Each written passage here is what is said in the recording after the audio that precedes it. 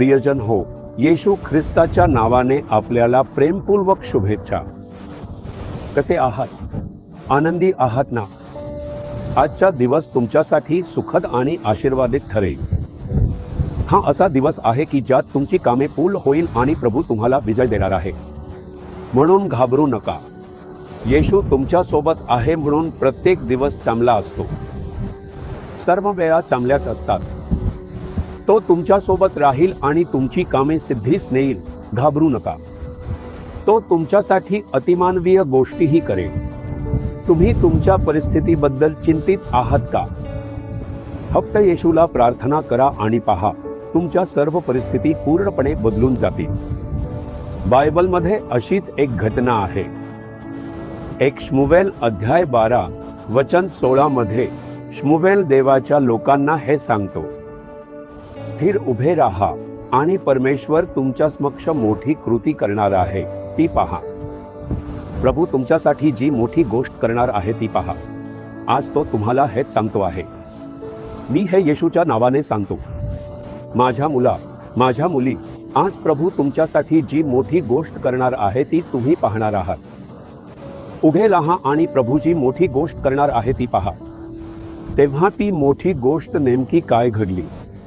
शमूएलने प्रभूकडे प्रार्थना केली. 18व्या वचनात लिहिले आहे, त्या दिवशी प्रभूने गडगडाट आणि पाऊस पाठवला.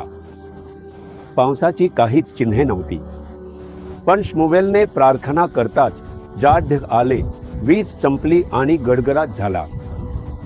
मुसळधार पाऊस पडू लागला. तेथे एक अलौकिक चमत्कार घडत होता. लगेचच लोकांना देवाची भीती वाटू लागली.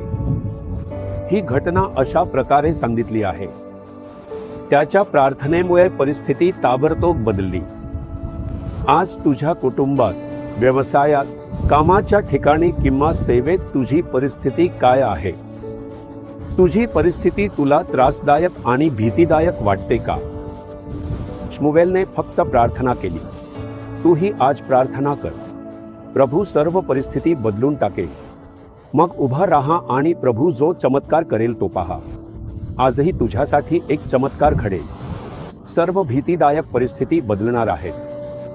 प्रभू सिद्ध करेल की तो तुझ्या प्रार्थना ऐकणारा देव आहे. फक्त विश्वासाने प्रार्थना करणे पुरेसे आहे. तुला लगेच बदल दिसेल. माझ्या सेवाकाळातील प्रवासात मी अशी अनेक उदाहरणे पाहिली आहेत. कधी कधी इतका मुसळधार पाऊस पडत असे, परिस्थिती खूपच धोकादायक वाटत असे. पर काही वेळा आम्ही प्रार्थना केली की लगेच बाजूला सरकत आणि सभेतील सर्व अडथळे नाहीसे होत. माझ्या सेवेत मी असे अनेकदा पाहिले आहे. तो तुझ्यासाठीही अशीच अलौकिक कामे करेल.